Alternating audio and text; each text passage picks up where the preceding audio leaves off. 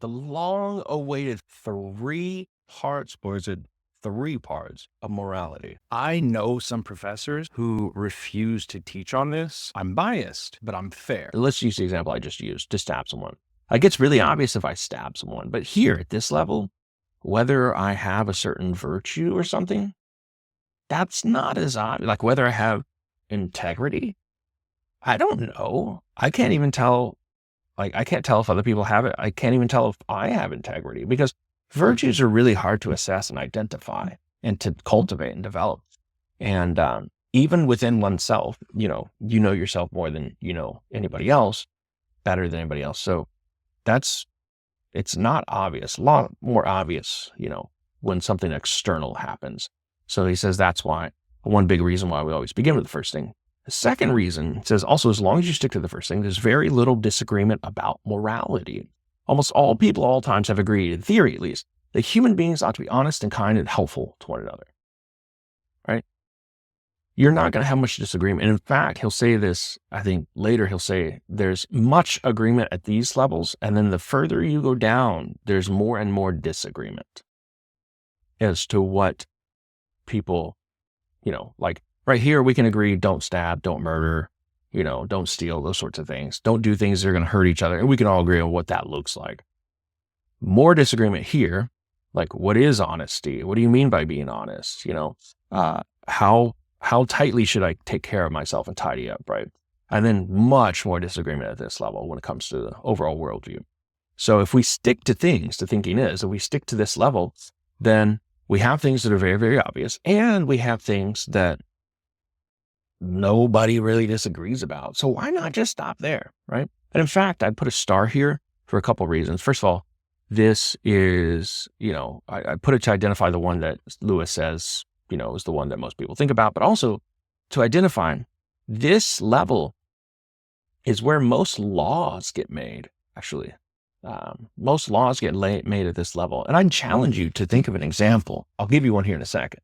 But I'd challenge you to think of an example of a law whose rationale is not just playing nice with others, right? So like, think about like all kinds of laws. Don't murder, don't steal. Those are all like, don't harm others, do good to others, right? Even taxes, right? Like I don't pay my taxes. That's that second part, doing good to others. Like it's very rare that you find a law with a rationale that is anywhere other than that. Like, can you think, here's a challenge for yourself, pause this video and think about it. Can you think of a law whose primary rationale is at this level of morality to make sure that you don't hurt yourself or that you do good to yourself? Like, think about it, right? So you might have thought like illegal drugs. That's a good guess, but I don't think that's quite right. Here's why.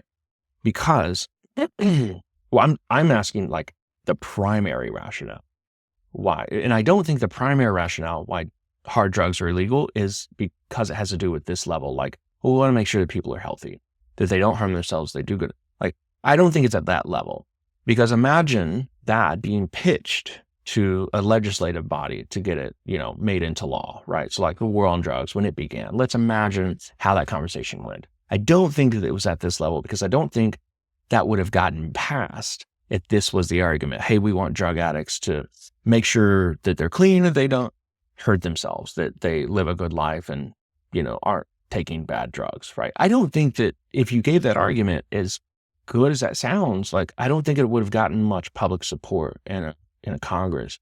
However, I think it mostly has to do the illegal drugs argument with this. They tied it to something that was saying, look, it's harming others. They tied it to publicly observable bad actions like crime, and violence.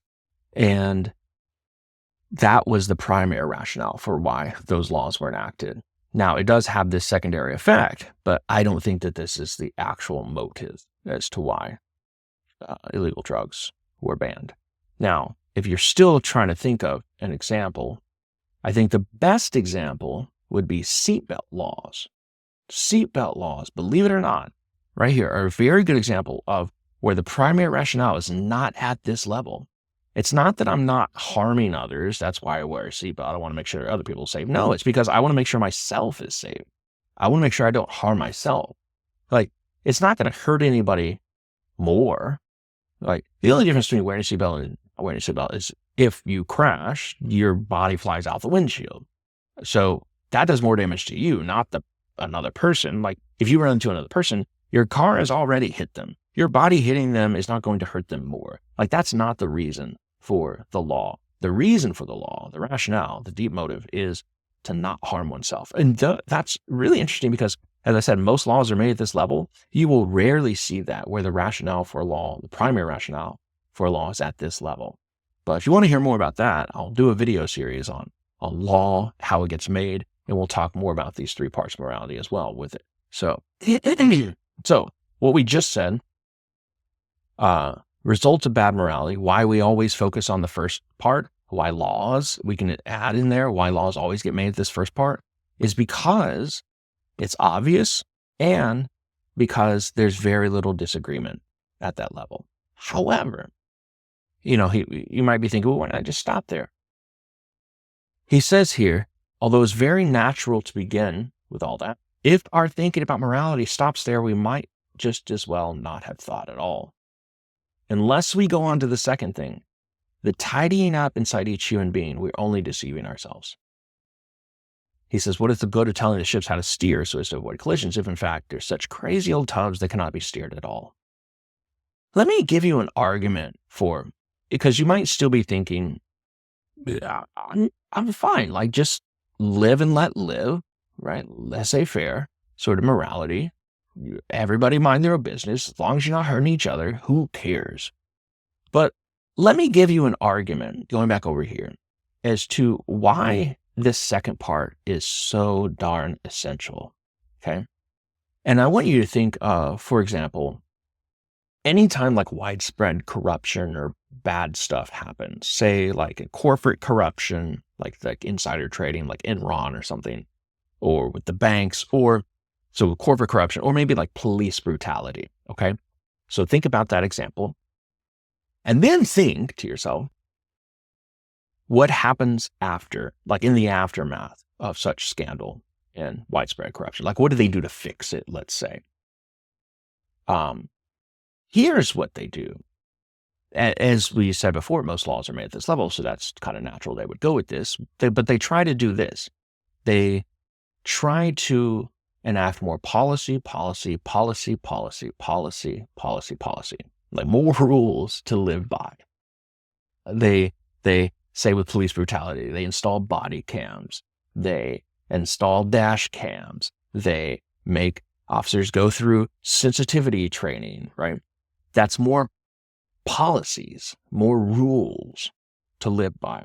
But let me ask you this, wouldn't it just make things so much simpler and nicer if instead of having new rules to follow, we just had better, morally good, upstanding people in those rules that would just follow the rules that were there already?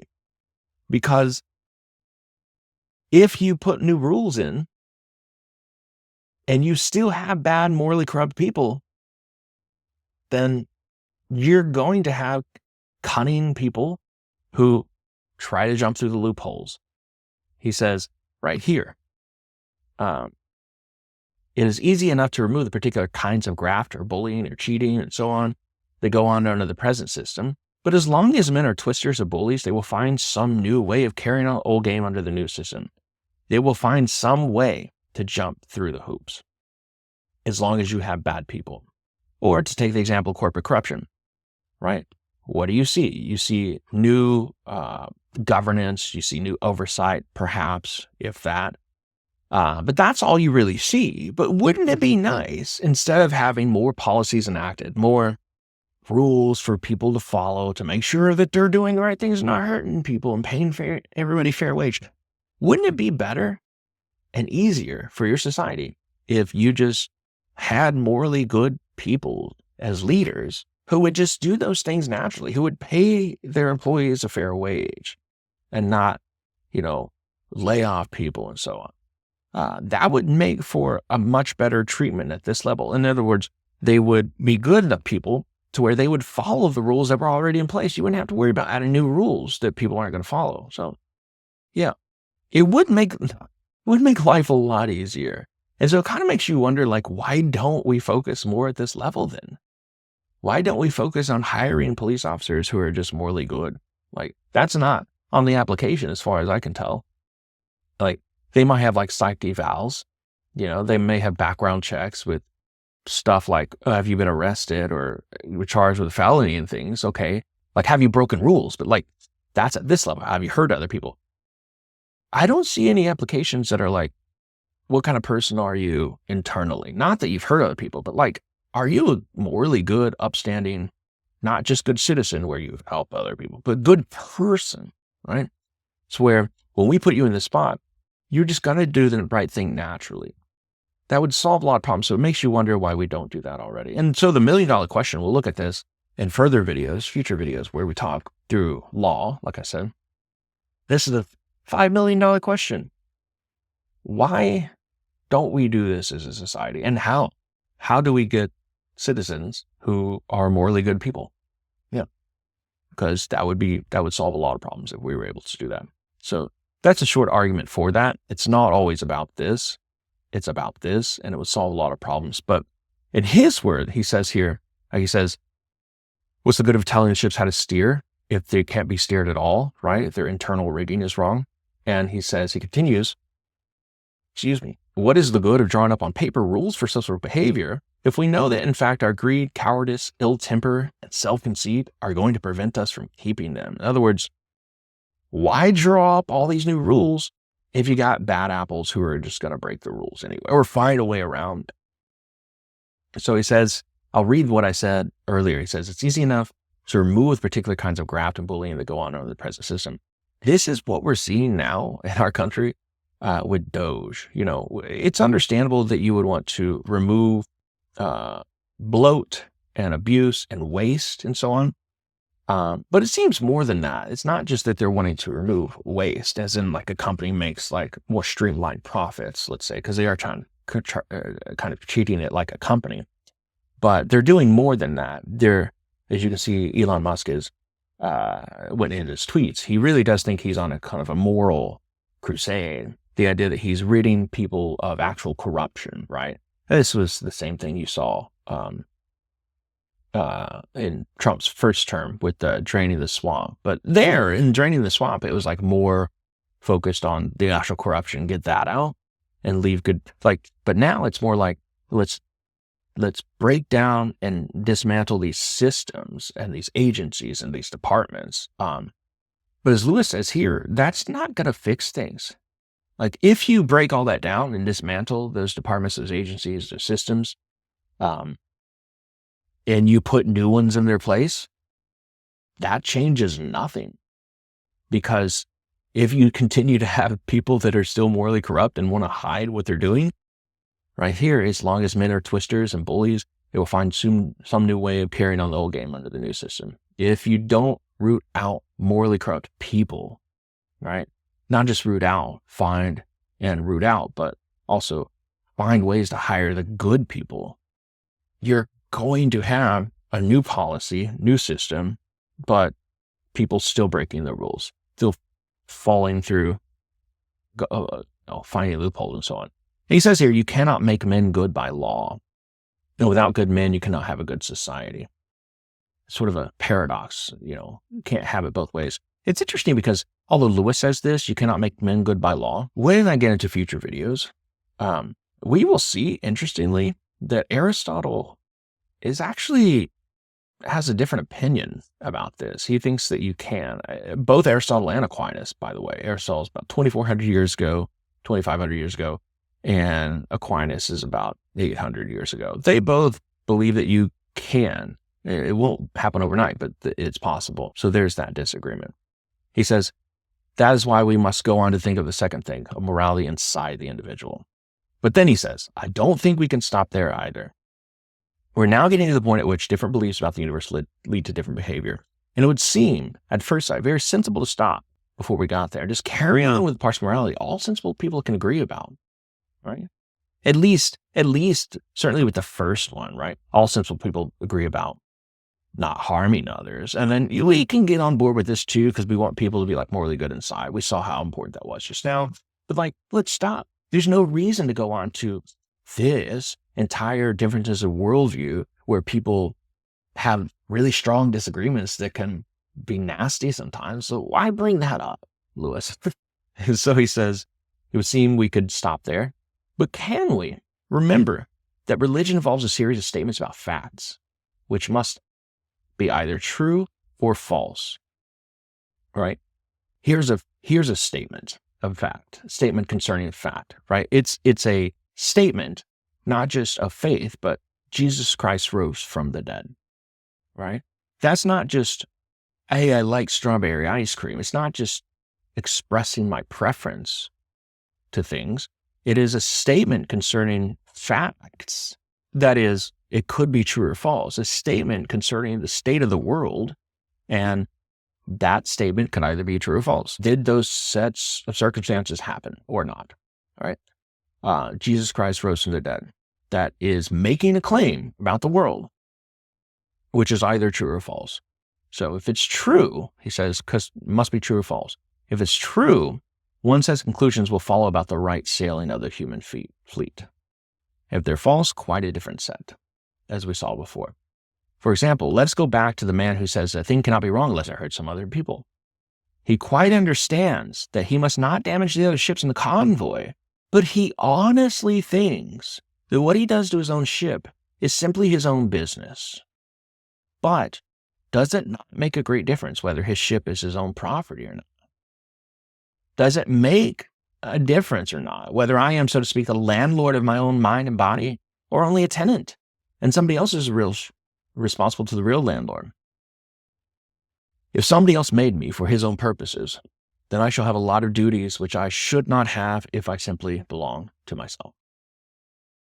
And so we will stop there, because this, if we continue, I'm not merely just hesitant because Lewis says, oh, maybe we should stop there, and people disagree. But this goes on to say, actually, let's keep going. He says, again, Christianity asserts that every individual human being is going to live forever, and this must either be true or false.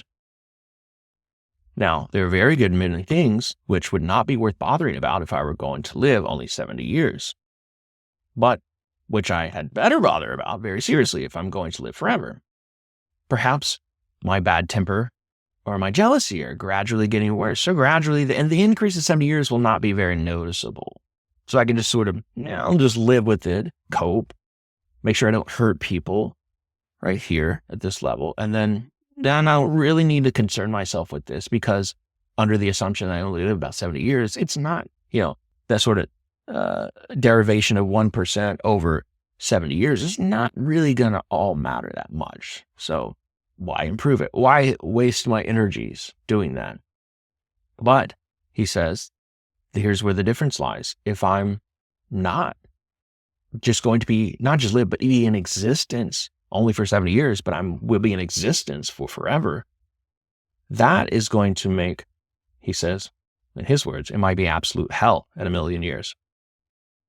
He says, in fact, Christianity is true. Hell is precisely correct term for what it would be. C.S. Lewis has an interesting take on hell, by the way. You can see about this in a book called The Great Divorce. It has nothing to do with like husband and wife divorce, but he does give this, I think, here, and then I think there's probably some in another book called Till We Have Faces, where he gives an account of hell, where he believes, I think I forget which theologian or philosopher he's inheriting this view from, but he expresses it very well. That's why I often associate it with him. It's the view that the people in hell who are in hell are there because they don't want to be anywhere else. They don't want to get out. They sort of are so, you're probably thinking, oh, that sounds terrible. Why would anybody think that? But it rejects this sort of hell view where it's just fire and brimstone. You're, melting, burning alive in a lake of fire that we get from the 1300s with Dante. But, Dante was very creative in his portrayal of hell. And of course, that's carried on to the present day. But if you look at original sources, you have some of that, but sort of the fire and brimstone, that very phrase, right? Portraying hell, thrown into a lake of fire. But if you take that literally, you get what Dante gets.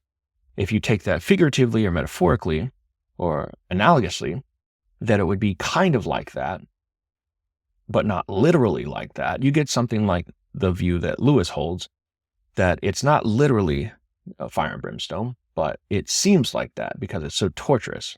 Why would it be so torturous, and why would you not want out? Well, he holds it. It's sort of this dark place. Again, analogously, metaphorically, it's this dark place that you just don't want out, and you are met with your sin. You are apart from your Creator, and you don't want to be anywhere near God because He disgusts you. I know that for some people, that sounds like hell, to be away from God. And in reality, it is. But for some people who love God, that would be terrible. But for the people who hate God, who want nothing to do with Him, that is their only solace, to be as far away from God as they can. And when you're far away from God, you are in a hell of your own making. You are away from love itself, from the pure love itself, from the origin of all existent things, the origin of all good things. And that's the great divorce. That's being split apart from your Maker. And it is hell. And the people who are there want to be there, and they don't want anywhere else. They don't want anywhere near God. So that's what he's describing here. He says, and immortality, he says, makes this other difference. He goes on, which by the way, has a connection with the difference between totalitarianism and democracy. If individuals live only 70 years, then a state or nation or civilization, which may last for 1,000 years, is more important than an individual. But if Christianity is true, the individual is not only more important, but incomparably more important, for he is everlasting, and the life of a state or civilization compared with his is only a moment. Wow. Right. So this flies in the face of, he's of course, he's probably thinking, as was going on during this time in the 1940s, totalitarianism, communism, also in the Soviet Union. Yeah. But the idea that the state should live longer, the state should live on, individuals should sacrifice for the state. And as long as we have a good society, that's what matters, because a society will outlive you in your 70 years. But of course, here, if you were everlasting, then even Rome fell, folks. So he says here, it seems then, if we were to think about morality, we must think of all three departments: relations between man and man, things within inside each man, and relations between man and the power that made him. We can all cooperate in the first one. Disagreements begin with the second and become more serious with the third. It is dealing with the third that the main differences between Christian and non-Christian morality come out. Now, I have students who sometimes are very perturbed by, maybe they're mad at me, or maybe they're just mad at Lewis, but why focus on Christianity? Yeah. Well, first of all, as I said at the beginning, it was requested of him that he speak on a particular religion, that is Christianity. He could have spoken about other religions, but he didn't. He wasn't asked to do that. And again, he's a representative of Christianity because he himself is Christian, and also because he was a convert to Christianity. So he could see it from the outside, and he can also see it from the inside. So he's a unique voice. Again, also a great writer, whose memorial footstone or flatstone is placed in Westminster Abbey and Poets' Corner, along with the likes of Shakespeare, Bronte, Charles Dickens, so on and so on. So he's an excellent writer. This is why they asked him to do this. He says things very lucidly, very clearly. And he's got good reason to give the case of Christianity here. But this I assign, even if we're not talking about Christianity at all, because it very clearly outlines, like I said, Lewis wasn't the originator of his three parts of morality. He inherited this view, but Christian or not, this this 3 parts morality is actually can be the frame can be put on to just any sort of religious or non-religious system of morality. So it's a really good way to think about morality, and we'll be using this in the future, 3 parts morality, when we talk through in the future videos on law, like I said. But yeah, that is it. Thanks for hanging in there. And final word, if you're not subscribed, let this be a reminder from my wife that you go and subscribe. She likes to see that things that I do go well. Of course, I do too, but here's a plea from her.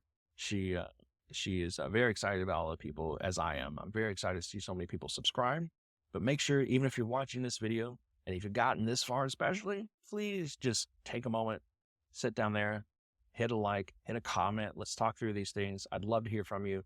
I can't answer all things because I also teach as well, and I've got to do a lot of grading. I've got like 100 students this semester. But yeah, give me a subscribe. Please follow. And if you like to see this video, if you've got any recommendations, any future requests that you'd like to see, I'd also love to hear from that as well. So I've got a lot kind of storehouse of things here and lessons that I want to get on video. But if you've got other things that you want to hear from, you'd like for me to treat, then please include those as well. I'd love to cover them. So, all right, I will see you later. Take care.